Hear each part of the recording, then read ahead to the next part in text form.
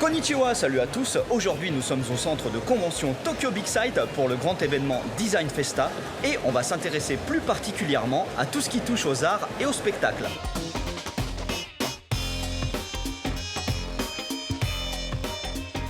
Un de mes trucs préférés à Design Festa, c'est le live painting. Il y en a de partout, de toutes les tailles, et en plus, dans l'ensemble, ils sont très gentils, ils se laissent filmer, photographier, et ça part à peu près dans tous les styles.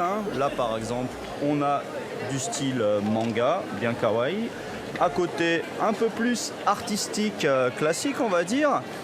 Et évidemment, comme on est au Japon, il y a toujours un petit poil de trucs bizarres et de what the fuck, comme cette demoiselle qui, parce qu'elle peint la lune avec la terre, forcément, est habillée en astronaute, spationaute, japonaute, on va dire.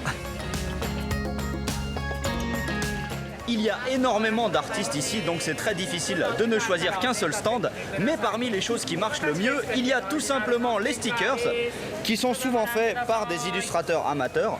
Et ça part dans tous les sens, bien évidemment plein de kawaii comme avec cette grenouille, mais aussi ça part dans le what the fuck le plus total, comme avec mon personnage préféré du jour, un salaryman japonais chauve et un peu grassouillet, qui nous prend des poses bien étranges.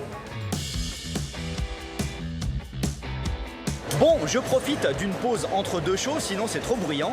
Sur la scène derrière moi, toute la journée, on peut assister à plein de spectacles.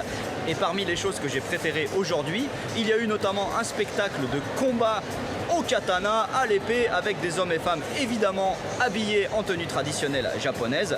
Et mon truc préféré, c'était une sorte de défilé de mode cosplay, mais basé essentiellement sur des personnages de la mythologie shintoïste.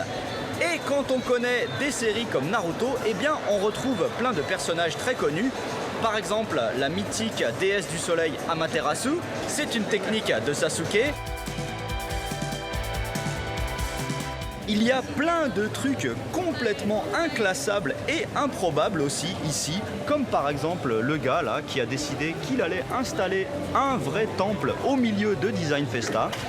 Et donc les gens y font des prières, ils achètent également des omikuji, ces papiers sur lesquels il y a des prédictions porte-bonheur ou porte-malheur.